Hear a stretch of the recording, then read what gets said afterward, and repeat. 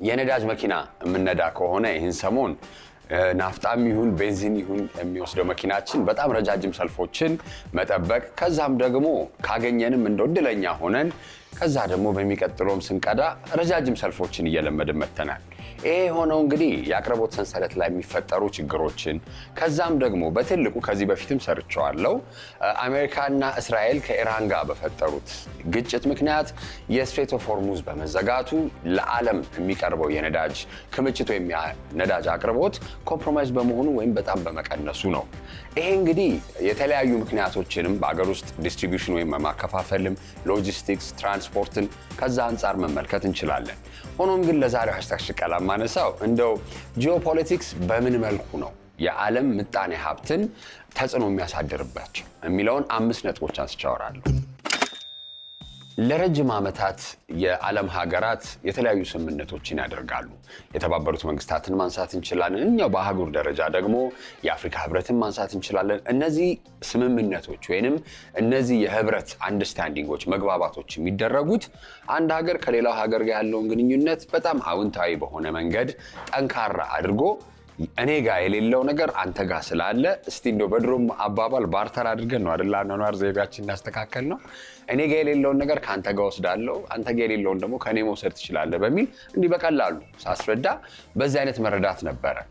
ይሄ ግን ከጊዜ ወደ ጊዜ ጥሩነቱ እንዳለ ሆኖ አብዛኛውን ጊዜ ደግሞ አላየንሶች ወይንም አንድ ላይ የመሆን ነገር ሲፈጠር ቡድኖች በመፈጠራቸው ከአንድ ሀገር በሌላ ሀገር ግጭት አይጠፋም። ይሄ ታዲያ ምን አይነት ችግሮችን እየፈጠረ መጣ? የቡድኖችን ግጭት ማምጣት ይጀምራል። የመጀመሪያ ዓለም ጦርነትን ማንሳት እንችላለን። ሁለተኛ ዓለም ጦርነትን ማንሳት እንችላለን። እነዚህ ግጭቶች በዓለም ደረጃ የተነሱት አንድ ሀገር ከአንድ ሀገር ጋር በተደረገው ነገር። አሁን ለምሳሌ ሁለተኛ ዓለም ጦርነትን ብናነሳ ጀርመን ፖላንድን ስለወረረች ነው። ከዛ በኋላ የዓለም አውሮፓ ላይ ያሉ ሀገራት በሁለት በኩል ተከፍለው ያን ያህል ጊዜ ግጭት ሲፈጠር የነበረው። ታዲያ ጂኦፖለቲክስ በተለያዩ መንገዶች የዓለም እንደው ምጣኔ ሀብትን ብቻ ሳይሆን አኗኗርን ልንን እንችላለን፣ ሰላም፣ ጸጥታን፣ እንደው የህፃናትን እንደው ማደግ ልበል፣ የመስራት መብት ብዙ ነገር ነው በአሉታዊ መንገድ ተጽዕኖ የሚያሳድርበት። ሆኖም ግን ለዛሬው እስቲ እንግዲህ ምጣኔ ሀብት ላይ በምን መልኩ ያሳድራል ወይስ በምን መልኩ ነው ያንን ተጽዕኖ አሳድሮ ሰዎች መሪዎች ሀገራት ደግሞ ራሳቸውን በአንድ ጎን አድርገው ሌላ ሀገርን ወይም ሌላ ቡድን ውስጥ ያሉ ሀገራት ጋር ግጭት ውስጥ የሚገቡበትን የሚለውን ነው። እንግዲህ ኢንተርዲፔንደንስን እስቲ እንመልከት። ኢንተርዲፔንደንስ ማለት እንደው በእንግሊዝኛው ስለጀመርኩ ይቅርታ ጠይቃለሁ፣ እርስ በርስ ላይ የመደጋገፍ ወይ እኔ እንደው አንድ ሀገር በሆን ወይም ኢትዮጵያ ልበል፣ ኢትዮጵያ ለአንድ ኢምፖርቷ ወይም ለነዳጅ ልበል አይደለ ከተለያዩ ሀገራት ልገዛ ትችላለች። ግን የበለጠ አሁን እንግዲህ አረብ ኤምሬትስን፣ ዩጋንዳን ማንሳት እንችላለን፣ ሳውዲ አረቢያን ማንሳት እንችላለን። ከነዚህ ሀገራት ታደርጋለች። ይሄንን ምንድን ነው ኢትዮጵያ ለነዳጅ አቅርቦቷ ሳውዲ አረቢያ ላይም ላይ ዩናይትድ ኤምሬትስም ላይ ዲፔንደንት ነች ወይንም እዛ ላይ የሆነ ትደገፋለች ልበለው ለአማርኛ ኩሌታው። ስለዚህ ይሄ ነገር በተለያዩ አይነት የገቢ ንግድና የወጪ ንግድ ስንመለከት የተለያዩ ምርቶች ከተለያዩ ሀገራት ወደ አንድ ሀገር ከሌላ ሀገር ሲወሰድ ምንድነው እርስ በርስ የመደጋገፍ ወይንም ኢንተርዲፔንደንት የመሆን ነገር ይሆናል። ይሄ እንደ አንድ የምጣኔ ሀብት ግንኙነት በጣም ጥሩ ነው። ለምን? ቅድም መነሻ ላይ እንዳልኩት አንድ ሀገር ላይ የሌለን ነገር ሌላ ሀገር ላይ ማግኘት ስለሚቻል ነው። ሆኖም ግን እንዲያው የምጣኔ ሀብትና የጂኦፖለቲክስ ተመራማሪዎች የሚሉት አለ ዌፐናይዜሽን፣ ይህንን ነገር እንደ ጦርነት ወይንም እንደ ጦር መሳሪያ የሚጠቀሙበት ሁኔታዎች አሉ። አሁን ለምሳሌ ኢራንን ብናነሳ አሜሪካና እስራኤል በተፈጠረው ግጭት ሲደረግባት ያ ጥቃት ያደረገችው ምንድን ነው? ስትሬት ኦፍ ሆርሙዝ ዘጋች። በዓለም አካባቢ ላይ የሚቀርበው ነዳጅ ሙሉ ለሙሉ የሚተላለፍበትን 70% የሚተላለፍበትን ዘጋች። እስያ የሚሄደውም አውሮፓ የሚሄደውም ወደ እኛም ሀገር የሚመጣው ነዳጅ በጣም ቀነሰ ወይንም ሙሉ ለሙሉ ቆመ። ይሄ ዌፐናይዜሽን ኦፍ ኢንተርዲፔንደንስ የሚሉት ወይንም እርስ በርስ መደጋገፍን እንደ ጦር መሳሪያ የሚጠቀሙበት ነው። ኤነርጂንም ስናነሳ እንግዲህ ሌላኛው ነው። አንዳንዴ ነዳጅን አልሸጥም የነዳጅ አምራች ሀገራት እንግዲህ ኦፔክ ሀገራት አይኖ በቃ እኛ ለእንደዚህ አይነት ሀገር አንሸጥም ሲሉ ወይንም በዓለም ሀገራት ስምምነት ኢምባርጎ ወይንም ገደብ ሲጣልባት አንድ ሀገር ላይ አይደረግም። ያ ነዳጅ አይሸጥም ማለት ነው። ወደ የተለያዩ አይነት ሚነራሎችንም አንሰጥም ማለት ሲጀመር ይሄ የጂኦፖለቲክስ ምጣኔ ሀብት ላይ ችግር የሚፈጠርበት ነው። ስለዚህ ክልከላው ወይንም አለመቅረቡ ምን አይነት ምጣኔ ሀብት ችግሮችን ያመጣል ብለን ስንመለከት ቅድም እንዳልኩት እንግዲህ ከጠዋት 11 ሰዓት ተነስቶ እስከ 5 ሰዓት አንድ ሰው ከተሰለፈ በአንድ ግለሰብ ብቻ እናስበው። በአንድ ግለሰብ ላይ ያ ሰው ሊሰራ የሚችለውን ስራ አይሰራም፣ ሊያገኝ የሚችለውን ብር አያገኝም። እንደው በእኔ እንኳን ለአንድ ሳብል እንደው ፈረስ ለመጥራት ወይንም ራይድ ለመጥራት ፈልጌ ከእንደው ቅርብ ጊዜ ነው ሙሉ ለሙሉ ከተማው ላይ በቃ ለክኒ ሰፈር ላይ ተቀምጬ 10-15 ደቂቃ ቁጭ ብዬ ጠበቅኩኝ። የለም እንዲያውም ስደውል አይ በቃ ቤንዚን ስለሌለ እንደዚህ ነው። ይሄን ያህል እንግዲህ ክፍተቶች ይፈጠራሉ። አንድ ሰው ከአንድ ቦታ ወደ ሌላ ቦታ እንዳይንቀሳቀስ፣ የተለያዩ አይነት ግብይቶች እንዳይፈጸሙ የማድረግ ትልቅ ኢምፓክት ይኖረዋል ማለት ነው። ሌላኛው ደግሞ እንግዲህ ጊዜዎችን በመጠበቅ የሚደረጉ ስምምነቶችን ወይንም እርስ በርስ የመደጋገፉን እንዳነሳሁት አንድ ሀገር ከሌላ ሀገር ጋር ያለውን ጥሩ ግንኙነት የሚቀየርበት ነገር አለ። አሁንም ወደ አሜሪካና ወደ ኢራን ስንመለስ እንደው ከ1970ዎቹ በፊት እንዲያውም አሜሪካና ኢራን በጣም ጥሩ ግንኙነት ከእስራኤልም ጋር ጥሩ ግንኙነት የነበራት ሀገር ነች።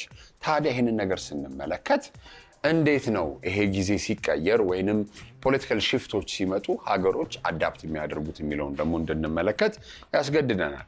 ታዲያ አንድ ሀገር ያላት የፖለቲካ ጥቅም ወይንም ያለው ግንኙነት እኔ ከምፈልገው ነገር ጋር ይሄ ሀገር እንደው ጎራ ቢይዝ ልበለው አማርኛውን ወይንም ቡድን የእሱ ቡድን ውስጥ መሆን የተሻለ የምጣኔ ሀብት ጥቅም ሊኖረኝ ይችላል ይባላል። አንዳንዴ ትሬድ ባላንሶቻችንን ስንመለከት በጣም የወጪ ንግዳችን የሚወጡባቸውን ሀገሮች ላይ አብዛኛውን ጊዜ ያለንን ግንኙነት ጥሩ ብናደርግ የተሻለ ነው። አሁን እንደ ኢትዮጵያ አይነት ያለች ሀገር የገቢ ንግዷ ላይ ወይም ኢምፖርት የምታደርገው ነገር በጣም የሚበልጥ ሀገር ላይ የወጪ ንግዷ በጣም የሚያመጣላት ዶላር ወይም የሚያመጣላት የውጭ ምንዛሪ በጣም ከፍተኛ ጥቅም ስላለው የውጭ ንግድ የምትልክባቸውን ሀገራት ላይ ያላት ግንኙነት ጠንካራ መሆን አለበት። ያ ካልሆነ ግን ያ ችግር ይፈጠራል። ትሬድ ባላንሱ የበለጠ ኔጌቲቭ ይሆናል ወይንም የወጪ ንግዷ በጣም እያነሰ በመጣ ቁጥር ለኢምፖርት እንኳን የምትከፍለው የውጭ ምንዛሪ እስከ ማጣት ድረስ ልደርስ ትችላለች። ስለዚህ ያለውን ግንኙነት ከምን አንጻር ይመለከታል? አንድ ሀገር ምጣኔ ሀብቴ ላይ ወይም ወጪ ንግዴ ላይ እንዳልኩት እዛ ላይ መዳረሻ የሆኑ ሀገራት ላይ ያለኝ ግንኙነት ጠንካራ ማድረግ አለብኝ የሚለውን ነገር ወስነው ያንን ጎራ ይዛሉ። ከዛ ደግሞ የአቅርቦት ሰንሰለት ደግሞ የመበታተን ነገር አለ። ቅድም የነዳጅን አነሳሁ እንጂ ሌላ በርካታ ወደ ተለያዩ እስያ የምንበለው አውሮፓ የሚሄዱ የምርት ሎጂስቲክሶች ወይንም ዲስትሪቢዩሽን የማከፋፈል ሂደት በዛው ሰርጥ ነው የሚያልፉት። ይሄ ነገር ካልሆነ ይሄ ነገር ካልመጣ የአቅርቦት ሰንሰለት መቋረጥ ይመጣል። ይሄም ማለት እንግዲህ ማኒፋክቸሪንግ ወይንም የማምረት ኢንዱስትሪ ላይ የሚገቡ ጥሬ ዕቃዎችን፣ አስፈላጊ የሆኑ የምግብ ግብአቶችን ሁሉን ሙሉ ለሙሉ የእነሱን እንቅስቃሴ ሊያቆም ይችላል። ዓለምን የሚያንቀሳቅሰው ኃይል ነው። ኃይል ነው ሲባል እንግዲህ ታዳሽና ታዳሽ ያልሆነ ኃይል አለ። ከዛ ደግሞ በመቀጠል በጣም የሚያስፈልጉ ለምርት እንበላቸው ለተለያዩ አይነት ለመዋቢያም ልንል እንችላለን የሚያስፈልጉ ተፈጥሯዊ የሆኑ ሚነራሎች ወይንም ሀብቶች ደግሞ አሉ። አንደኛ እንግዲህ አፍሪካ ሁሉ የሚነሳው የአፍሪካ የሚነራል ክምችት ወይንም ይሄ ተፈጥሯዊ የሆኑ ሚነራሎች በጣም በርካታ ነው። ይሄንንም ደግሞ ለማግኘት እንግዲህ ያኔ ስክራምብል ኦፍ አፍሪካ የሚል 1882 እንደ አውሮፓውያን አቆጣጠር ጀምሮ አውሮፓውያን ኮሎናይዝ አድርገው አፍሪካን መጥተው በቀኝ ግዛት አድርገው ያንን ሁሉ ተፈጥሯዊ ሀብት ሲወሰድ የነበረው ዋናው ነገር ምንድን ነው? ኃይል ነው አይደለ? ኃይል ደግሞ ሲባል ኤነርጂን ብቻ ሳይሆን ሱፒሪየር የሆነ ወይንም የበላይነትን የሚያሳዩበት ኃይል እንዲኖራቸው ነው። ሁሌም እንግዲህ ምጣኔ ሀብት የበላይነት ኃይልን ነው። አሜሪካ፣ ቻይና የተለያየ እርስ በርስ ጦርነት ውስጥም የሚገቡት የዓለም አንደኛ ኢኮኖሚ ሲኮን እንደው ስብሰባ ላይ እንኳን ሲቀመጥ እኮ እንደው ዋና ስራ አስኪያጅና ሌሎቹ ሲቀመጡ የተለያየ አይነት ፖዚሽን ወይንም ስታቸር እንዳላቸው ያስታውቃል አይደለ?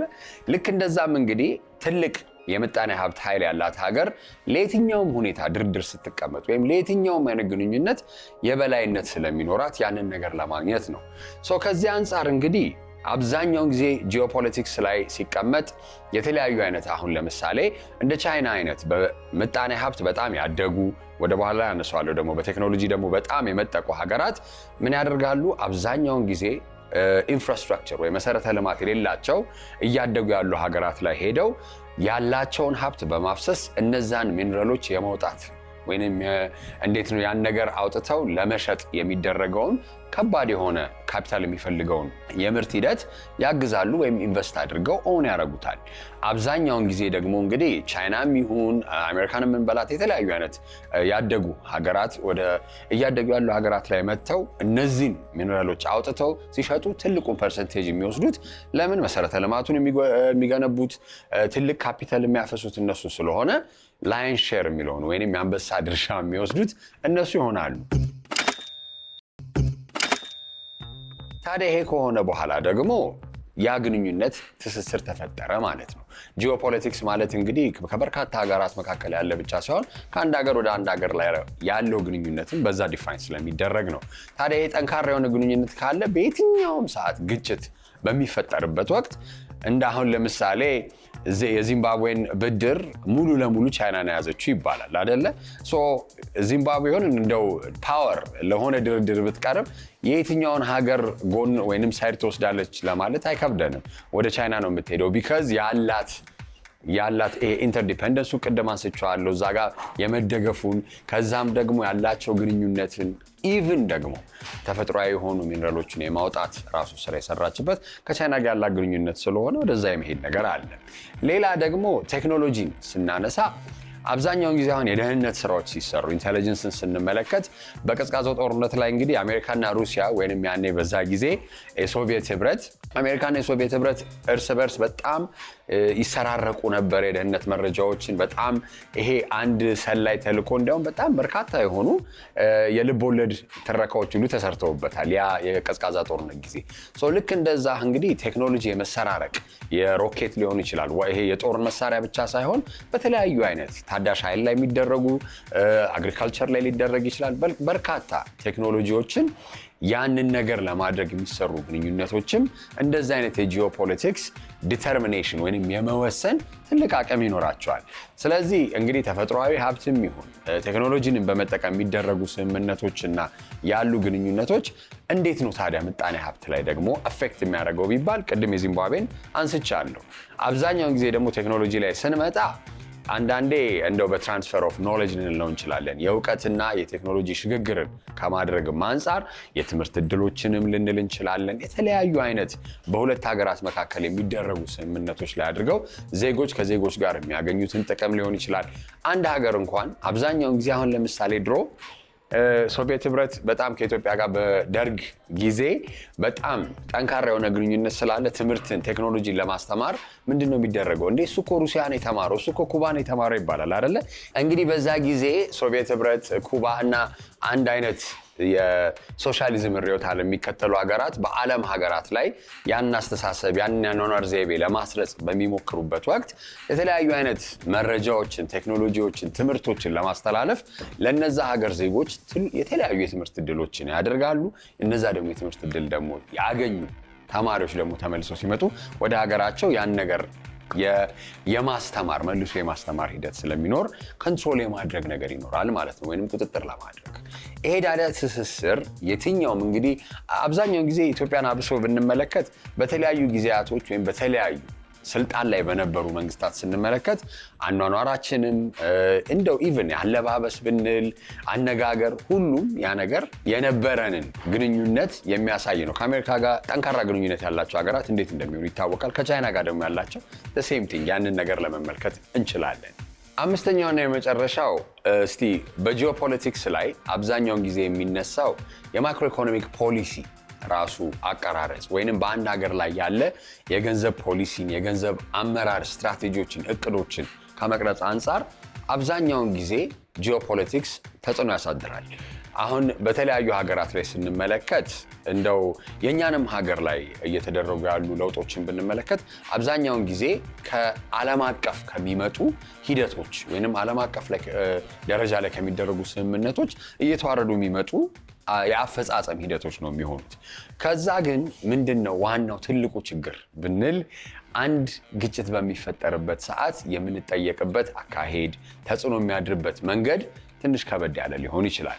ይሄም ደግሞ ማለት እንግዲህ የአንድ ሀገር ሉዓላዊነትን ጥያቄ ውስጥ ይከታል ማለት አይደለም። አለማድረግም ስለሚቻል ማለት ነው። ያው ያለውን ነገር ወይም የሚመጣውን ውጤት ትክክለኛ በሆነ መንገድ እየታየ እንደመሄዱ መጠን አብዛኛውን ጊዜ ግን ማክሮ ኢኮኖሚክ ለውጦች ላይ ወይ ሽፍቶች ላይ ስንመለከት አብዛኛውን ጊዜ በዓለም ደረጃ ላይ ራሱ እንደው 80-90 በመቶ ሊባል በሚችል አካሄዱ እንደው ሙሉ ለሙሉ የዓለም ምጣኔ ሀብት የሚሰራበት መንገድ ይሄ ነው፣ ይሄም ደግሞ የተሻለ ውጤታማ ያደርጋል የሚሉ ነገሮች ስለሆኑ ወደዛ የማዘንበል ነገር ይፈጠራል።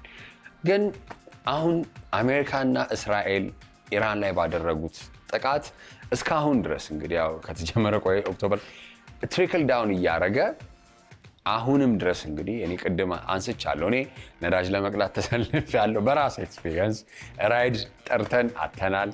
እነዚህ ነገሮች ስንመለከት ምን ያህል ጊዜ ሲቆያል እንደዚህ አይነት ግጭቶች፣ ይሄ ጂኦፖለቲክስ እንደዚህ ከሆነስ ምን ያህል የምጣኔ ሀብት ቀውስስ ሊያስከትል አይችልም ወይ የሚለውን ጥያቄ እንድንጠይቅ ያደርገናል።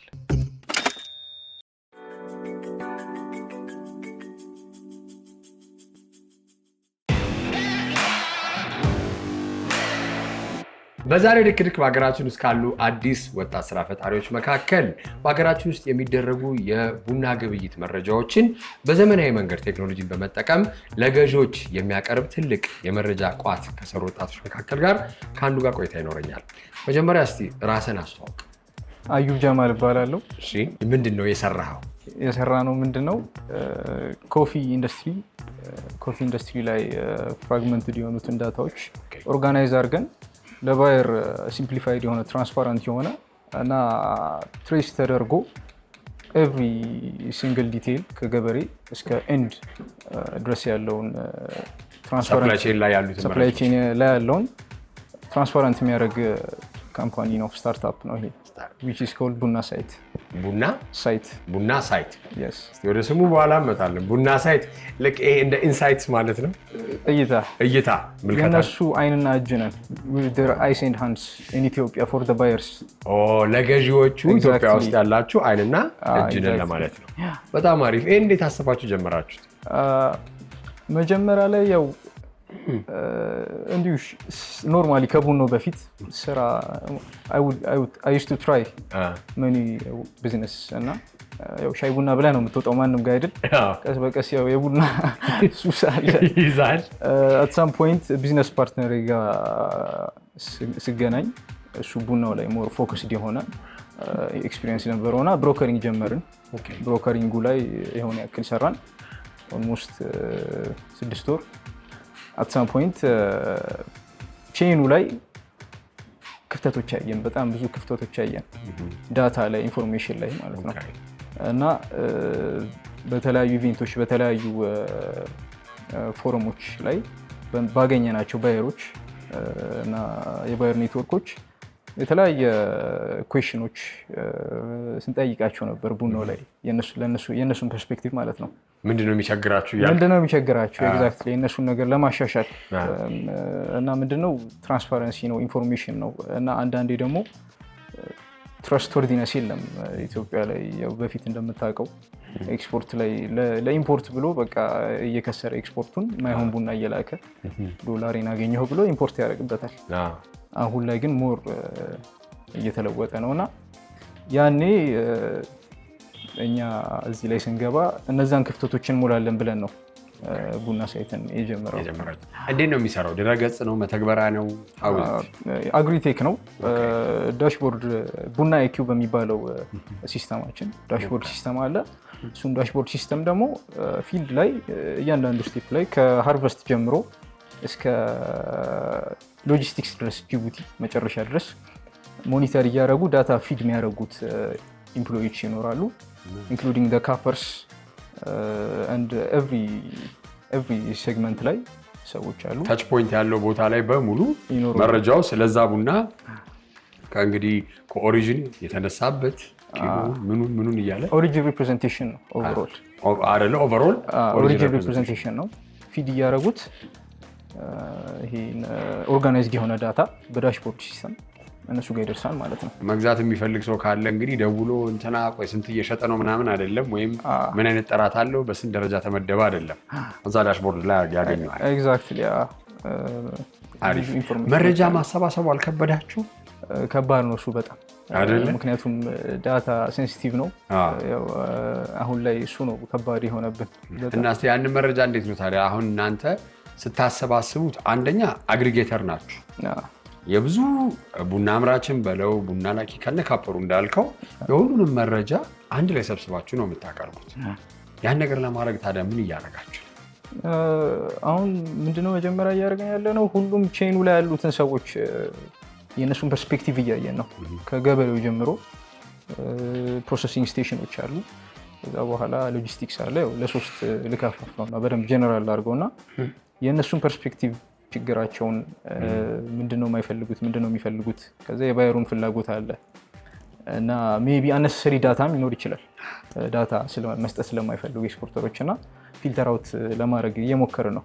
ከዛ እነዚህን ዳታዎች እነሱ አምነውን ለእኛ እንዲሰጡ ሴፈስት ፖሲብል ዌይ እየፈለገ ነው።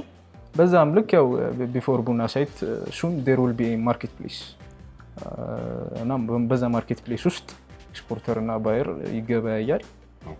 ኦንላይን ዲጂታል ኤግዛክትሊ ኦን አወር ፕላትፎርም በቡና ሳይት ውስጥ ሆኖ የግብይት መድረክም እንዲኖር ኤግዛክትሊ እና በዛ መልኩ ተገበያይተው የሆነ ያክል ትረስት ቢውልድ አድርገን ያኔ በደንብ ስንተዋወቅ በደንብ ሲያውቁን ኢኒሺዬሽን ይኖራል።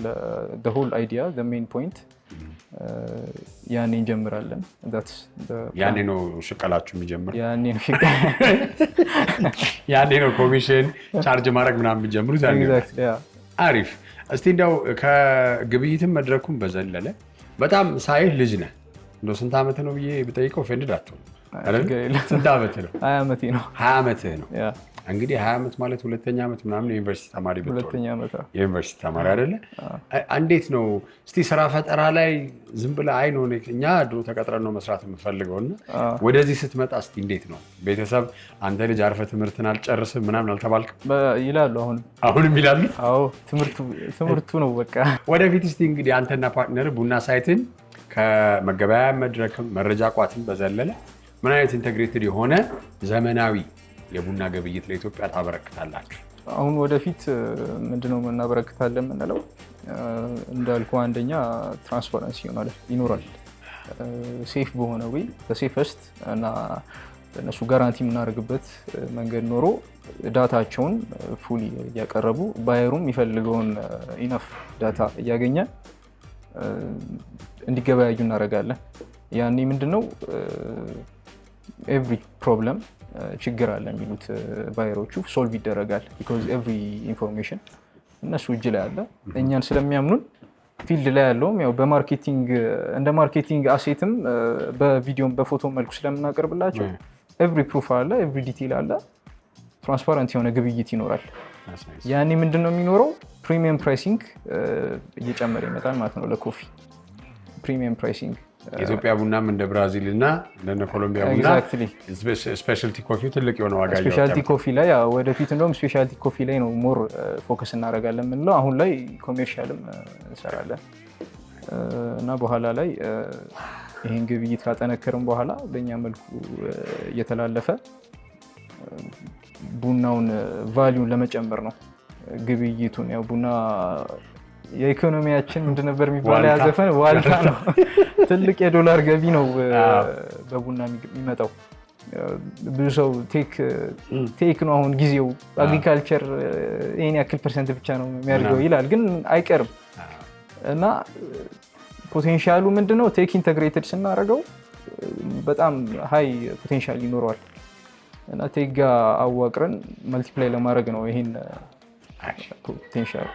በጣም እንግዲህ በርቱ አዩብ፣ አንተም ፓርትነርህም በደንብ ሰርታችሁ የኢትዮጵያም የቡና ዋጋ እንዳልከው ፕሪሚየም ፕራይሲንግ ላይ ገብቶ ስፔሻልቲ ኮፊያችንን በደንብ እንግዲህ በዓለም ገበያ ላይ ጠንካራ የሆነ ዶሚነንስ ወይም እንዴት ነው ትልቅ ድርሻ ይዛል ብዬ አምናለሁ። በርቱ። እንግዲህ በሚቀጥለው ስንገናኝ ትልቅ ቢሮ ላይ ሆናችሁ እንግዲህ የቡና ካርታ ኮፊ ቤል ታሳየኛለህ። እናሳያለን። መልካም የስራ ጊዜ።